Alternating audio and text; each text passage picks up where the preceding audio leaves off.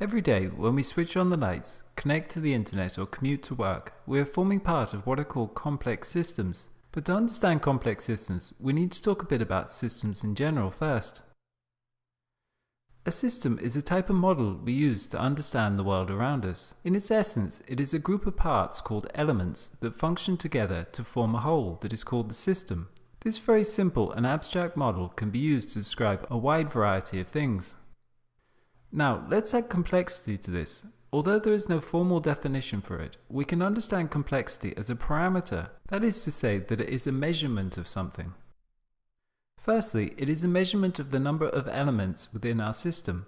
This is intuitive to us. A society is more complex than a small group of friends as it has many more subsystems and elements interacting on various scales. Secondly, it is a measurement of the degree of connectivity within a system. When we have a low level of connections between elements within a system, we can describe it by simply describing the properties of the individual elements. But as we increase the connectivity, it is increasingly the relations between the elements that come to define the system. Thus, complex systems are typically modeled as networks that can capture and quantify this information about the relationships between the elements. Thirdly, adaptation. When elements become capable of adapting, their behavior over time can become increasingly complex. Thus, complex adaptive systems are often best modeled as the product of evolutionary dynamics that have shaped them over time, as opposed to the static analysis of their individual parts.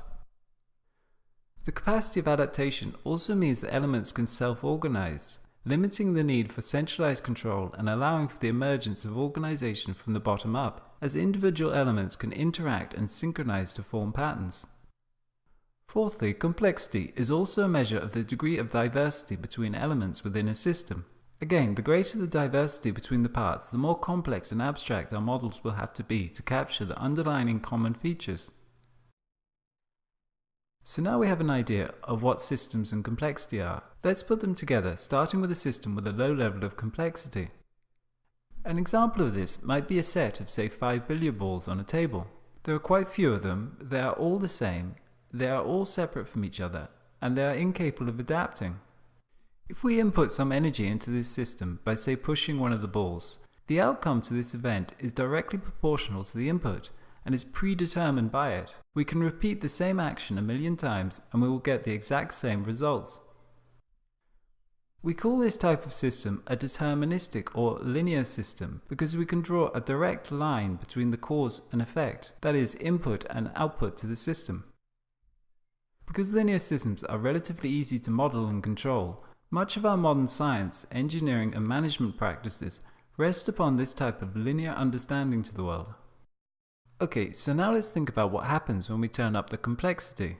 Take an example of an ecosystem. Ecosystems typically have many elements or creatures. These creatures are diverse, interconnected, and capable of adaptation.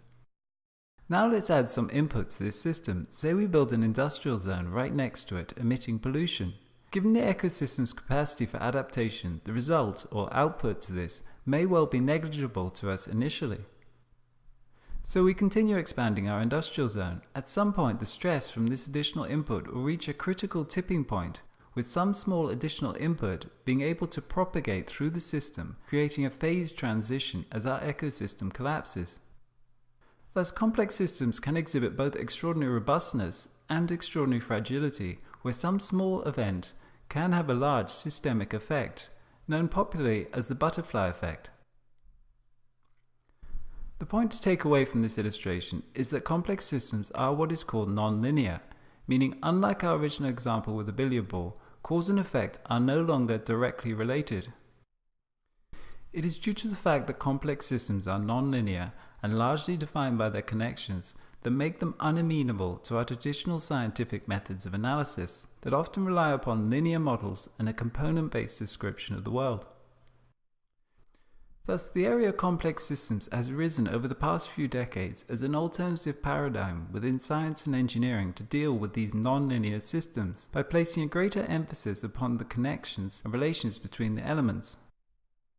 It currently represents a broad and diverse set of methods, primary among which is the use of computational modeling, where elements are given a simple set of rules that govern their behavior and are left to interact and evolve over time to see if relevant patterns will emerge. As the world we live in becomes increasingly interconnected and interdependent, the need for a greater capacity to model, design, and manage complex systems is making this area particularly relevant to the challenges we face in the 21st century.